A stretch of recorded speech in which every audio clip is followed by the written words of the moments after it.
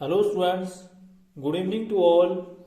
Our today's topic is cash flow statement, chapter number 7, class plus 2. Question number 34, cash flow statement. From the following balance sheet of X Limited, prepare cash flow statement. हमारे पास first column दिया है particulars का, note number 2011 12 की आपके पास जो है 2010 and 2011 and 12 की जो है हमारे पास ये balance sheet cash flow statement दी हुई है। तो कैश फ्लो स्टेटमेंट को बनानी है हमने। तो equities and liability, share holder fund में इक्विटी शेयर कैपिटल, उसके बाद रिन्यूएबल प्रेफरेंस शेयर कैपिटल, उसके बाद हमारे पास रिजर्व एंड सरप्लस, फिर हमारे पास जनरल रिजर्व दिए हैं, statement of profit loss account, current liability में creditors, bills payable, provision for taxation, assets में हमारे पास नॉन करंट एसेट में fixed asset, tangible land and building, plant and machinery, intangible asset में गुडविल दिया है। तो कैश इन हैंड दिया है करंट एसेट में। उसके बाद हमारा स्टॉक दिया है, स्टॉक हमारे पास दिया है। उसके बाद डेटर्स दिए हैं, बिल रिसीवल दिए हैं, कैश एट बैंक दिया है। एडिशनल इन्फॉर्मेशन में relating to 2011 and 12 depreciation 20,000 and 40,000 has been charged to plant and machinery and land building respectively, and interim dividend of 40,000 has been paid, income tax 70,000 has been paid, proposed dividend for the year 2010 and 11 and 12 84,000 and 1 lakh respectively. Prepare cash flow statement. तो किस प्रकार से जो है वो cash flow statement बनाई जाएगी। इस क्वेश्चन के अंदर हम सबसे पहले जो है वो 3 अकाउंट बनाएंगे, जिसमें आपका land and building account, plant and machinery account और प्रोविजन फॉर टैक्सेशन अकाउंट बनाया जाएगा। इस क्वेश्चन के अंदर हम सबसे पहले जो है वो प्लांट एंड मशीनरी अकाउंट बनाएंगे अर्थात वर्किंग नोट करेंगे। तो प्लांट एंड मशीनरी का ओपनिंग बैलेंस दिया है 2 balance brought down 1,60,000 and closing balance दिया है 4 लाख, और इस पर जो डेप्रिसिएशन लगा वो 2 लाख लगा। जब आपने टोटल किया, you will find the total of credit side is more than the debit side and that is 4,20,000, और इस साइड भी आप लिखेंगे 4,20,000। तो जो आपके पास बैलेंसिंग फिगर बचा, जिसको आप बैलेंसिंग फिगर बोलेंगे, जिसको आप परचेज बोलेंगे, टू कैश, अर्थात जो हमारे पास ये आया, ये हमारे पास आया परचेज, और जो हमारे पास परचेज आया हुआ है 2,60,000। और उसके बाद आप लैंड एंड बिल्डिंग अकाउंट बनाएंगे। तो लैंड एंड बिल्डिंग का सबसे पहले ओपनिंग बैलेंस लिखेंगे, 2 बैलेंस ब्रोट डाउन, और 2 बैलेंस ब्रोट डाउन हमारे पास जो दिया हुआ है लैंड एंड बिल्डिंग का वो दिया है जी 4 लाख, और जो क्लोजिंग बैलेंस दिया है वो दिया है बाय बैलेंस कैरी डाउन, और ये दिया है 3,40,000। फिर आपने इसमें डेप्रिसिएशन लगाया, तो बाय डेप्रिसिएशन, तो जब आपने इसमें डेप्रिसिएशन लगाया तो डेप्रिसिएशन लगाया जी 40,000, और फिर भी आपने देखा कि डेबिट साइड का टोटल ज़्यादा आया, और डेबिट साइड का टोटल जो है वो आया 4 लाख, और यहाँ पर भी आपने 4 लाख लिख दिया। डेबिट साइड का टोटल 4 लाख, क्रेडिट साइड का भी 4 लाख, और फिर जो आपके पास बैलेंस आया वो आया जी बाय कैश, जिसको आप बोलेंगे सेल, और जो सेल हमारे पास आएगी बैलेंसिंग फिगर वो आएगी 20,000। तो इस प्रकार से ये आपका लैंड बिल्डिंग अकाउंट था। उसके बाद हम बनाएंगे provision for taxation account. Provision for taxation account का सबसे पहले क्रेडिट बैलेंस लिखेंगे, opening balance by balance brought down, क्योंकि ये लायबिलिटी है, क्रेडिट बैलेंस होता है, और ये यहाँ पर हमारे पास है 80,000। और अगर क्लोजिंग बैलेंस की बात करें तो ये हमारे पास है 2 बैलेंस कैरी डाउन, जो हमें डेबिट साइड लिखना है, और ये हमारे पास है जी 1 लाख।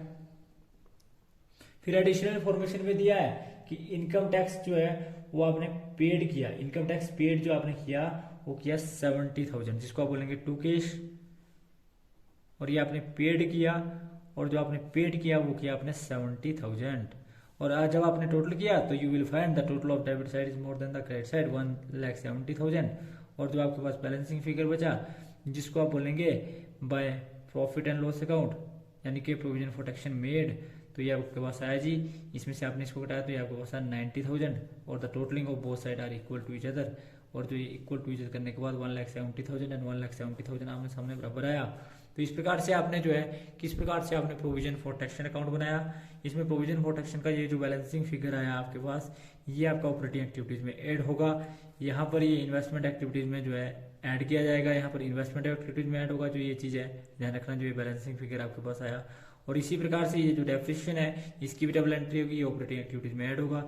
इसी प्रकार से जो यहाँ पर बैलेंसिंग फिगर आया ये आप सभी जानते हैं ये इन्वेस्टमेंट एक्टिविटीज में से लेस होगा। तो किस प्रकार से जो इसको आप, और ये जो टैक्स पेड है ये ऑपरेटिंग एक्टिविटीज में से लेस होगा। तो किस प्रकार से इसको दिखाएंगे, क्वेश्चन करते हैं जिससे आपको अधिक क्लियर होगा। कैश फ्लो स्टेटमेंट का क्वेश्चन करते हैं। इस क्वेश्चन के अंदर हम कैश फ्लो स्टेटमेंट बनाएंगे और कैश फ्लो स्टेटमेंट में हम सबसे पहले cash flow from operating activities निकालेंगे। ऑपरेटिंग एक्टिविटीज अर्थात ये हमारा निकाला जाएगा। और किस प्रकार से आप इसको cash flow from operating activities निकालेंगे, तो cash flow from operating activities में हमारे पास सबसे पहले दिया नेट प्रॉफिट। हमारे पास दिया सबसे पहले नेट प्रॉफिट। तो नेट प्रॉफिट हमारे पास जो आया है during for the year, net profit for the year, net profit for the year हमारे पास आया 96,000 माइनस 60,000 और 96,000 में से आपने 60,000 घटाया तो जो आपके पास आया वो आया 36,000। और उसके बाद हम ऐड करेंगे, इसमें जो ऐड किया जाएगा वो किया जाएगा जी ट्रांसफर टू जनरल रिजर्व। सबसे पहले ऐड किया जाएगा ट्रांसफर टू जनरल रिजर्व, और ट्रांसफर टू जनरल रिजर्व में हमारे पास जो ट्रांसफर होगा जी 60,000। कितना होगा 60,000 ट्रांसफर करेंगे, जो डिफरेंस आया वो 60,000 आया। इसी प्रकार से प्रोविजन फॉर टैक्सेशन से जो हमारे पास बैलेंस आया, प्रोविजन फॉर टैक्सेशन अकाउंट बनाने के बाद जो हमारे पास बैलेंसिंग फिगर आया वो आया जी आपका 90,000 बोलेंगे। उसके बाद आपका एडिशनल इन्फॉर्मेशन में दिया है प्रपोज डिविडेंड और इंटरिम डिविडेंड। जो प्रपोज डिविडेंड है वो लेंगे आप सबसे पहले, तो प्रपोज डिविडेंड में आप लेंगे करंट ईयर का मेड। करंट ईयर का मेड जो हमारे पास आया वो आया जी वो हमारे पास जो वो आया जी हमारे पास 1 लाख, तो 1 लाख आया। इसी प्रकार से हम अगली आइटम लेंगे इंटरिम डिविडेंड। क्या लेंगे जी इंटरिम डिविडेंड। इंटरिम डिविडेंड जो आप लेंगे वो आप सभी जानते हैं एक बार मेड और एक बार पेड किया जाएगा, तो वो हमारे पास है 40,000। और आपने टोटल किया, टोटल लेने के बाद जो हमारे पास आया वो आया 2,90,000। जब 2,90,000 आपने इसमें जोड़ा, 2,90,000 जब आप इसमें जोड़ेंगे तो हमारे पास जो वैल्यू आएगी वो आएगी 2,90,000 जब आप जोड़ेंगे तो हमारे पास जो वैल्यू आएगी वो आएगी 3,26,000। 3,26,000 जो हमारे पास वैल्यू आई वो आई net profit before tax and extraordinary item. जो हमारे पास ये आइटम आई वो आई जी net profit before tax and extraordinary item, ये हमारे पास आई। तो ये हमारे पास आई 3,26,000। उसके बाद हमने जो इसमें लेनी है वो लिया जी हमने एडजस्टमेंट फॉर, हमने ऐड करना है इसमें एडजस्टमेंट फॉर। तो एडजस्टमेंट फॉर में हम सबसे पहले लेंगे इसमें डेप्रिसिएशन ऑन प्लांट। क्या लेंगे जी डेप्रिसिएशन ऑन प्लांट। तो डेप्रिसिएशन ऑन प्लांट में हम सबसे पहले जो लेंगे वो लेंगे जी 20,000 डेप्रिसिएशन ऑन प्लांट। फिर हम लेंगे depreciation on land building, depreciation on land and building जो हमारे पास आएगा डेप्रिसिएशन ऑन लैंड बिल्डिंग वो आएगा जी 40,000। डेप्रिसिएशन ऑन लैंड बिल्डिंग के बाद हमारे पास जो अगली आइटम आएगी वो आएगी गुडविल रिटर्न ऑफ। वो हमारे पास आएगी गुडविल रिटर्न ऑफ। तो गुडविल रिटर्न ऑफ हमारे पास जो आई वो आई जी 50,000। हाँ गुडविल रिटर्न ऑफ हमारे पास जो आई वो आई आपकी 50,000। और आपने ये इसको जमा किया तो ये हमारे पास आई 1,10,000। 1,10,000 जब आपने इसमें जोड़ा तो हमारे पास जो ये आया ऑपरेटिंग प्रॉफिट। जो हमारे पास आएगा वो आएगा जी operating profit before change in working capital. और ये हमारे पास जो आया वो आया 4,36,000। अब हम इसमें ऐड करेंगे decrease in current asset and increase in current liability. तो डिक्रीज इन करंट एसेट हमारे पास कुछ नहीं है, तो हम ऐड करेंगे increase in current liability. Add करेंगे आप इसमें increase in current liability, increase in current liability. Increase in current liabilities में हमारे पास है क्रेडिटर्स। क्या है जी क्रेडिटर्स। और क्रेडिटर्स जो है वो क्या हमारे पास आएंगे 1,66,000 माइनस 1,10,000, और जो हमारे पास वैल्यू आई वो आई जी 56,000। तो 56,000 आप इसमें ऐड करेंगे तो हमारे पास जो वैल्यू आएगी वो आएगी जी 4,36,000, 4,36,000 आई। उसके बाद आप सभी जानते हैं 4,36,000 में 56,000 जोड़ेंगे तो हमारे पास जो वैल्यू आएगी वो आएगी 4,92,000, 4,92,000। जो हमारे पास ये वैल्यू आई वो आई 4,92,000। इसमें 4,36,000 में 56,000 जोड़ेंगे तो आपके पास आई 4,92,000। फिर आप इसमें से लेस करेंगे, अब आप इसमें से लेस करेंगे डिक्रीज इन करंट असेट। सबसे पहले ले करेंगे डिक्रीज इन करंट असेट, और डिक्रीज इन करंट असेट में हमारे पास सबसे पहले डिक्रीज हुए डेटर्स। क्या हुए जी? डेटर्स। और डेटर्स कितने डिक्रीज हुए जी? अगर आप 4 लाख में से, कितने में से?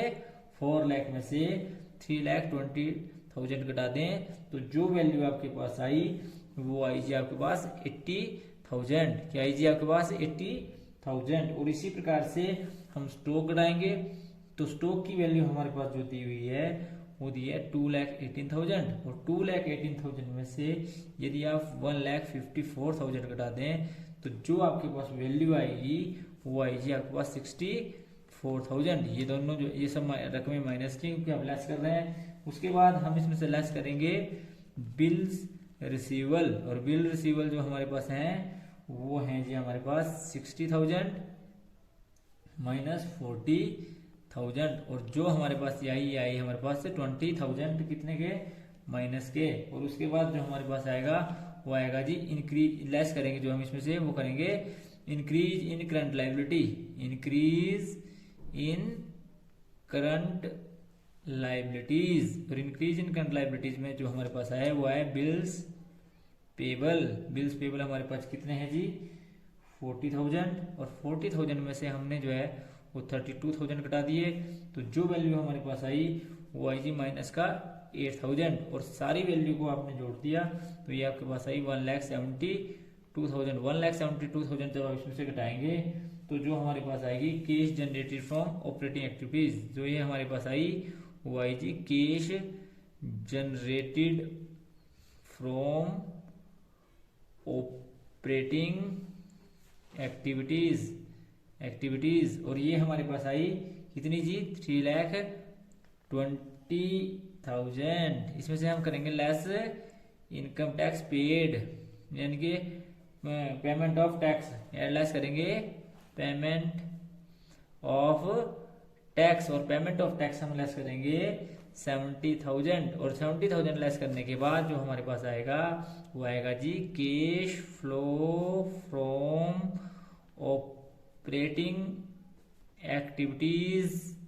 तो ये हमारे पास net cash flow from operating activities आया, अर्थात ए आया। और ये हमारे पास जो वैल्यू आई इसको घटाने के बाद जो हमारे पास इसके अंदर जो है वो वैल्यू आई, इसको हमने देखा कि ये हमारे पास आई 2,50,000। तो ये cash flow from operating activities था।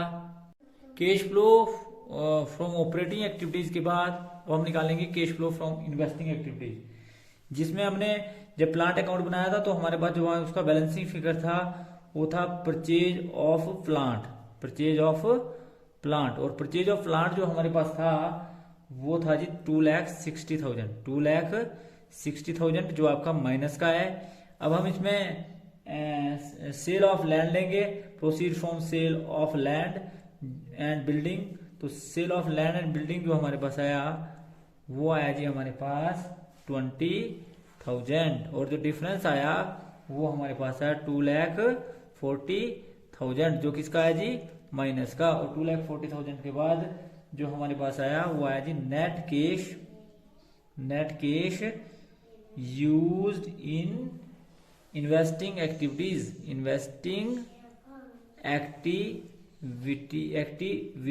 और ये हमारे पास आया जी आपका 2,40,000 माइनस का। तो 2,40,000 माइनस का हमारे पास आया net cash used in investing activities. तो net cash used in investing activities के बाद अब जो अगली आइटम हमने निकालनी है वो निकालनी है सी, यानी कि cash flow from financial activities और ये cash flow from financial activities में हमारे पास जो आएगा वो आएगा जी सबसे पहले इशू ऑफ शेयर कैपिटल। सबसे पहले हमारे पास आएगा इशू ऑफ शेयर कैपिटल। तो इशू ऑफ शेयर कैपिटल में हमारे पास आएगा proceed from issue of share capital 2 lakh. उसके बाद हमने निकालना है जी redemption of preference share capital. Redemption of preference share capital और redemption of preference share capital हमारे पास है माइनस का 1 लाख, माइनस का 1 लाख। उसके बाद हमने निकालना है interim dividend paid. Interim dividend paid तो इंटरिम डिविडेंड पेड जो हमारे पास हुआ वो आज 40,000 और 40,000 आया हमारे पास माइनस का। उसके बाद हमने निकाला propose dividend paid. Proposed dividend ये भी हमारा पेड हुआ, प्रपोज डिविडेंड पेड, और ये हमारे पास आया 84,000 माइनस का। तो उसके बाद 84,000 माइनस का करने के बाद हमारे पास आया 24,000 माइनस का, और ये 24,000 माइनस का जो आया वो आया जी आपका net cash used in financial activities. तो net cash used in financial activities हमारे पास है माइनस का 24,000। तो अब हमने निकालना है इसमें net decrease in cash and cash equivalent, और ये हमारे पास है ए प्लस बी प्लस सी। ए प्लस बी प्लस सी का मतलब होता है माइनस का 14,000 हमारे पास आया है। माइनस का 40,000 में ऐड करेंगे हम इसमें opening balance of cash and cash equivalent, और opening balance of cash and cash equivalent जब हम इसमें जोड़ेंगे तो ये हमारे पास है जी 50,000, और जो आंसर आएगा वो आएगा closing balance of cash and cash equivalents, और ये हमारे पास आएगा 36,000। तो ये हमारे पास जो है इसका आंसर आएगा। तो इस प्रकार से ये था जी हमारा question number 34। Thanks for watching the video. Please like, comment and subscribe my channel and press bell icon for next notification. Thank you.